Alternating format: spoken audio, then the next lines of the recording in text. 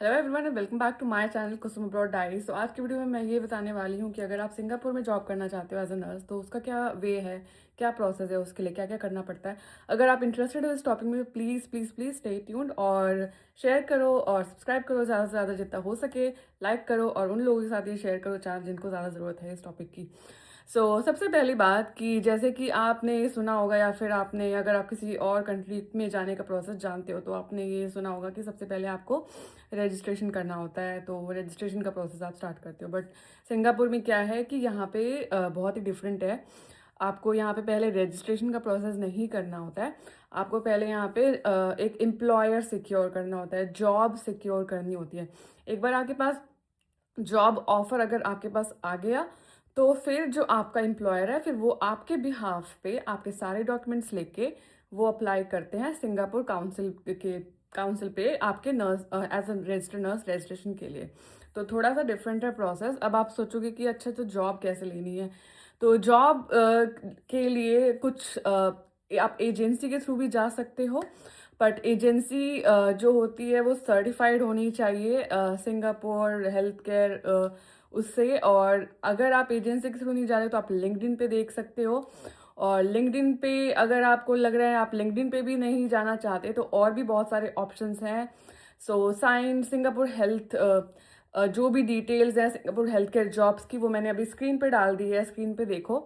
तो ये सारे जो हैं इन पे आप जॉब सर्च कर सकते हो। इसमें पब्लिक सेक्टर है, देन इसमें प्राइवेट सेक्टर है। इस तरह से आप जॉब फाइंड कर सकते हो सिंगापुर पे। तो ये सारे जो मैंने अभी इसमें नाम डाले हैं इस पे आप जा सकते हो, उसमें सर्च कर सकते हो, एम्प्लॉयर ढूंढ सकते हो, अप्लाई कर सकते हो। और उसके बाद फिर आपको अगर जॉब ऑफर मिल गया तो फिर आपका एम्प्लॉयर आपके लिए जो नर्सिंग काउंसिल है सिंगापुर का वहाँ पे अप्लाई करेगा। आपसे वो सारे आपके डॉक्यूमेंट्स मांगेंगे। डॉक्यूमेंट लिस्ट भी मैं डाल दूंगी स्क्रीन पे।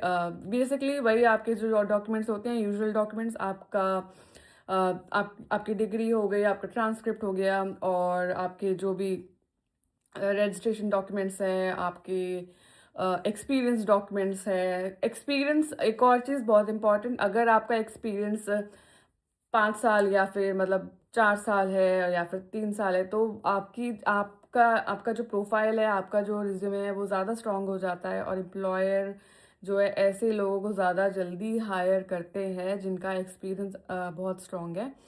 और दूसरी बात ये है कि लैंग्वेज सिंगापुर में यूजुअली इंग्लिश लैंग्वेज ही बोली जाती है। तो इंग्लिश लैंग्वेज अगर आपको आती है तो आप गुड टू गो हो। आपको कोई अलग से दूसरी लैंग्वेज सीखने की ज़रूरत नहीं है। बहुत सारे पेशेंट्स आपको वहाँ पे मिलेंगे जो चाइनीज़ और दूसरी लैंग्वेज मैंडेरियन में बोलते हैं, बट ज़रूरी नहीं है, वहाँ पे इंटरप्रेटर्स होते हैं। तो इंग्लिश लैंग्वेज अगर आपको आती है तो वो इनफ है, पर आपको कोई लैंग्वेज एग्जाम नहीं देना है सिंगापुर के लिए। बस आपको एक एम्प्लॉयर एक जॉब ऑफर होना चाहिए, उसके बाद वो लोग आपका सब कुछ रजिस्ट्रेशन अप्लाई करते हैं। एक बार आपको जॉब ऑफर मिल गया, आपका रजिस्ट्रेशन अगर आपका एम्प्लॉयर कर रहा है तो आप सारे डॉक्यूमेंट्स मांगेगा, पासपोर्ट एंड ऑल सब कुछ जो मैंने पहले बताया और मैं स्क्रीन पे भी डाल दूंगी। वो सारे डॉक्यूमेंट्स आपको सबमिट करने हैं उनके पास। फिर वो आपका अप्लाई करते हैं रजिस्ट्रेशन। फिर काउंसिल असेस करती है आपका सारा जो भी है, आपकी जो क्वालिफिकेशन है। बीएससी नर्सिंग अगर आपकी है, बीएससी ऑनर्स नर्सिंग, तो वेल एंड गुड। जीएनएम का मुझे अभी इतना आइडिया नहीं है। जितने भी नर्सेज गए वो बीएससी नर्सिंग थे और उनकी जो क्वालिफिकेशंस थी वो कंपैरेबल थी अ, उनके साथ सिंगापुर काउंसिल के साथ, सिंगापुर नर्सिंग काउंसिल के साथ। तो जीएनएम वाले भी अप्लाई कर सकते हैं, बट मैं ये सजेस्ट करूंगी कि एक्सपीरियंस ज़रूर होना चाहिए आपके पास। कंपैरेबल क्वालिफिकेशन वो देखेंगे, उसके बाद फिर आपको एक एग्ज़ाम देना होता है। वो एग्ज़ाम भी इंग्लिश में ही होता है और वो एग्ज़ाम देने के बाद फिर आपको आपका नर्स रजिस्ट्रेशन मिल जाता है।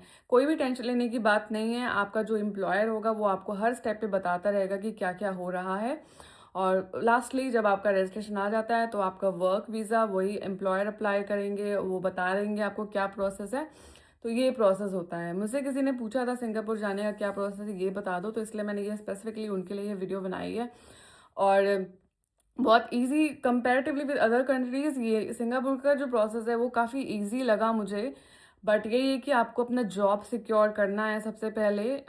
तो अच्छी बात है अगर आपके पास ज़्यादा एक्सपीरियंस है और अगर आपने बीएससी नर्सिंग की हुई है, क्योंकि जो एम्प्लॉयर है वो आपका प्रोफाइल देख के ज़्यादा अट्रैक्ट होंगे और आपको रिक्रूट करने के लिए ज़्यादा इंटरेस्टेड होंगे। सो यही था गाइस आज का। अगर कोई इससे रिलेटेड आपको क्वेश्चंस हैं तो प्लीज़ कमेंट करना और मैं आपके कमेंट का आंसर ज़रूर करूँगी। Thank you for watching and keep watching my channel, share, subscribe. Bye for now and I'll see you in my next video. Bye bye.